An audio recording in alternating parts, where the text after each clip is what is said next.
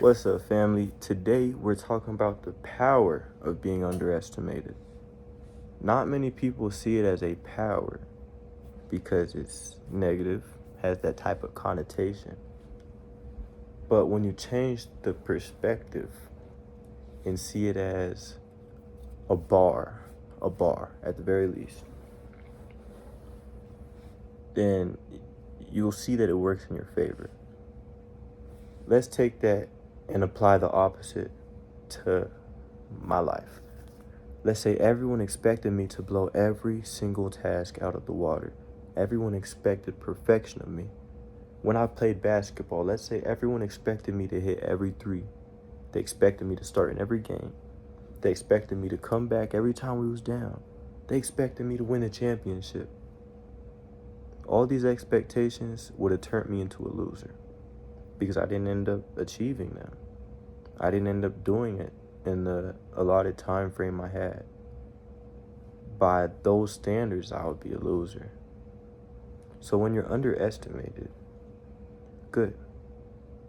An estimation isn't the real value. What is an estimation? It's a guess. You're underguessed. They look at you the first glance, they guess that you're less valuable than you are. Now, that's good. There was a story about King Solomon, I believe. He was known for his wisdom across the world at that point. And a queen came to visit him because she heard of all his wonderful sayings and parables and teachings. So when she got to meet with him, not only was she satisfied, but she felt that he was even better in person. The real experience was better than the rumors. And he had a great name. He had a great rumor about himself taking a life of its own. And the fact that she said that even that wasn't as good as the real experience means that you have to have room between the expectation and the delivery, or the expectation and the actualization. Okay? So let's actualize the best we can and ignore the rumors so that when we give the very best we have, we're not comparing it to the minimum and trying to reach the minimum because we know people have said this and that about us, because we know we have this type of reputation, so we have to at least hit this bar. No, when you're fully present and your goal is to capture the win, is to capture the now, capture the fullness of what you're capable of doing, capable of giving, capable of saying. When that's your focus, rather than the bar that the world set, that you set, that others are setting, you can be like Solomon. Because what if Solomon was trying to just adhere to who he was when she heard about him? He was like, I'm going to just give her the game that I was giving all these other folks that made them refer her to me. I'm going to just give her that. But then he would have got a subpar review, Like, she would have said, yeah, he's like they say. He's like what they say, that, he's exactly what they say he is.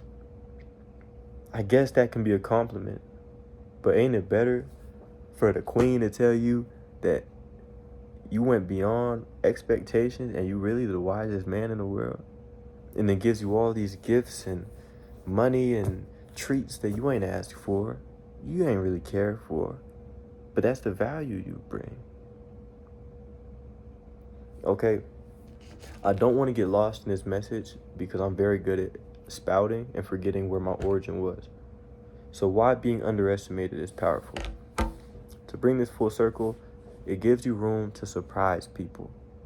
It gives you room to be better than average. The average could be your reputation.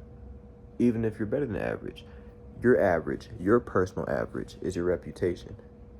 So if you resort to that, if you fall back on that average, you're not going to surprise many more people besides the people who haven't already heard about what everyone is hearing. Okay, so being remarkable means always growing, always moving forward, always evolving.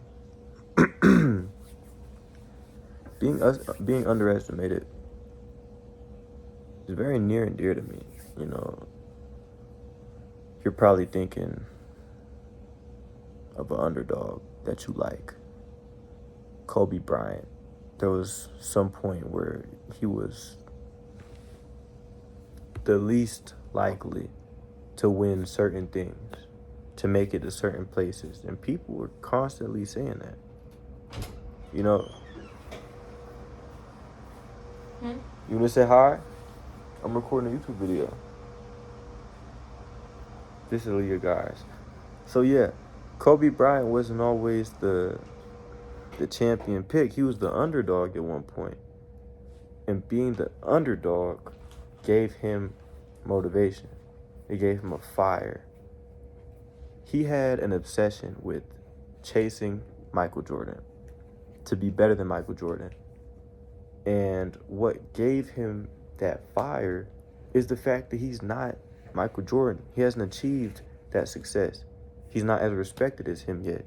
People laugh at him. That makes you mad. That gives you a reason to fight harder. I had a great example that just came to my head, but this is one of those videos that I don't need to over-explain it. Being underestimated allows you to prove people wrong.